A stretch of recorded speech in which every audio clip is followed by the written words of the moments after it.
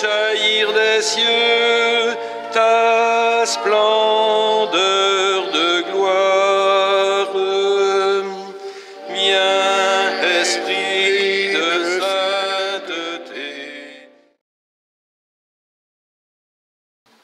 Les apôtres, après les événements de Pâques, se trouvent paralysés par la peur, incapables de faire quoi que ce soit.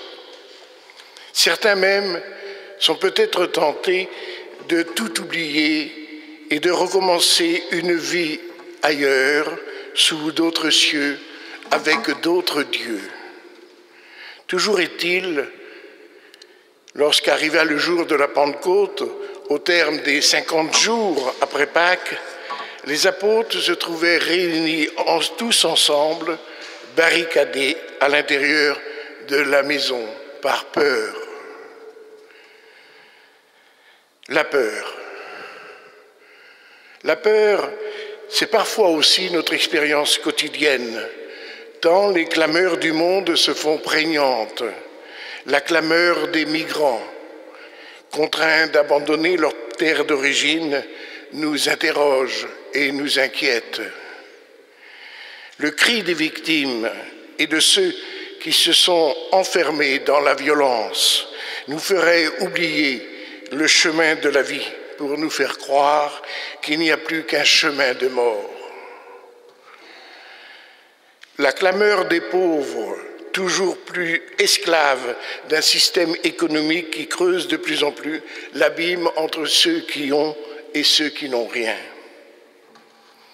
La clameur de la terre elle-même, épuisée par une exploitation et une instrumentalisation des ressources. Oui, il nous faut prendre la mesure de toutes nos peurs, de toutes nos angoisses, si nous voulons comprendre ce qui se passe en ce jour de Pentecôte et entrer dans l'espérance qui va naître du don de la paix et de l'effusion de l'Esprit. La paix soit avec vous. Il souffla sur eux et leur dit « Recevez l'Esprit Saint ». Cette effusion de l'Esprit qui ouvre de nouveaux chemins, il nous faut la demander et l'accueillir. Oui, ouvrons-nous à ce souffle de l'Esprit. Laissons-nous envahir et emmener par ces chemins nouveaux.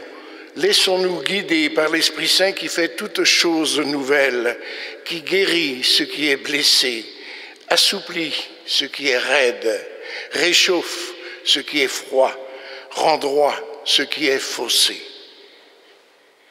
Le chemin parcouru par les disciples de la peur à l'audace peut devenir notre chemin à travers nos propres angoisses, nos doutes, nos lassitudes, nos découragements.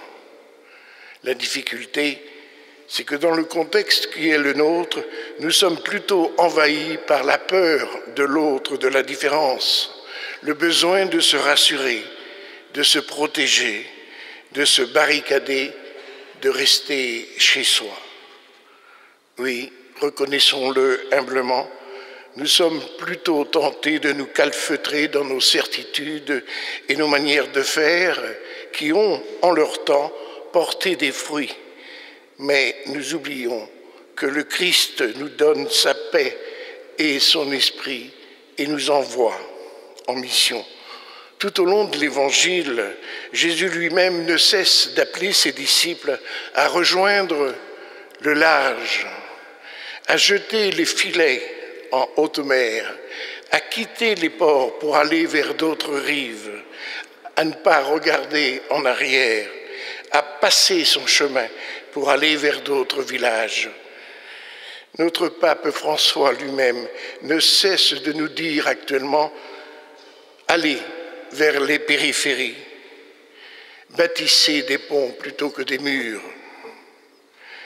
En cette fête de Pentecôte, écoutons bien le Christ dire à chacun de nous « De même que le Père m'a envoyé, moi aussi je vous envoie ».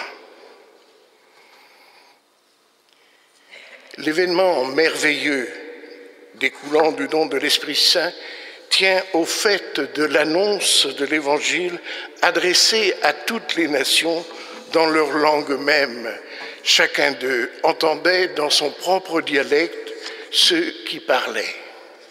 Le vrai miracle est bien du côté des auditeurs qui s'émerveillent de recevoir la bonne nouvelle du salut, chacun dans sa langue maternelle.